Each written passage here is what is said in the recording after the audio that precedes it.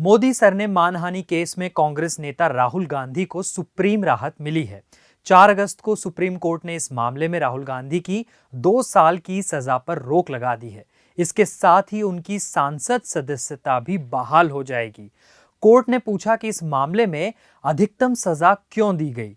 आपको तो पता ही होगा कि गुजरात की सेशन कोर्ट ने 23 मार्च को राहुल को 2 साल की सजा सुनाई थी, जिसके चलते उनकी सांसदी चली गई थी। राहुल के वकील ने कहा कि मानहानि का केस करने वाले पूर्णेश मोदी का असली सरनेम मोदी नहीं है, उन्होंने अपना सरनेम बदला है। राहुल की ओर से वरिष्ठ वकील अभिषेक मनु सिंघवी ने दलीलें दी। उन्होंने कहा कि शिकायतकर्ता पूर्णेश मोदी का असली सरनेम मोदी नहीं है, उन्होंने ये सरनेम बाद में अपनाया है। इसके साथ ही उन्होंने कहा कि राहुल गांधी ने अपने भाषण के दौरान जिन लोगों का नाम लिया था, उनमें से एक ने भी मुकदमा नहीं किया है। इस समुदाय से केवल बीजेपी के पदाधिकारी मुकदमा कर रहे हैं। अभिषेक मनु सिंघवी ने आगे कहा है कि लोकतंत्र में हम असहमति रखते हैं। राहुल गांधी कोई कट्टर अपराधी नहीं है।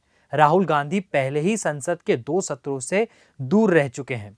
उधर पूर्णेश मोदी की ओर से पेश वरिष्ठ वकील महेश जेठमलानी ने तर्क दिया कि पूरा भाषण 50 मिनट से अधिक समय का था और भारत के चुनाव आयोग के रिकॉर्ड में भाषण के ढेर सारे सबूत और क्लिपिंग संलग्न हैं।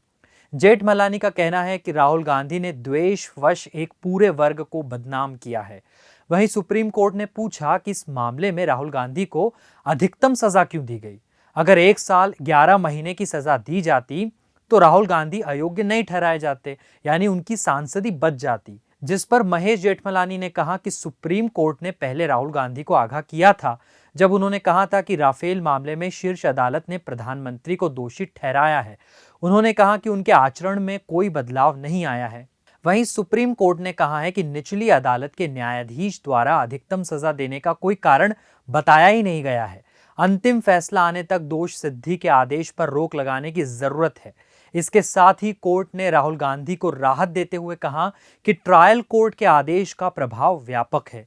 इससे न केवल राहुल गांधी का सार्वजनिक जीवन में बने रहने का अधिकार प्रभावित हुआ है, बल्कि उन्हें चुनने वाले मतदाताओं का अधिकार भी प्रभावित हुआ है।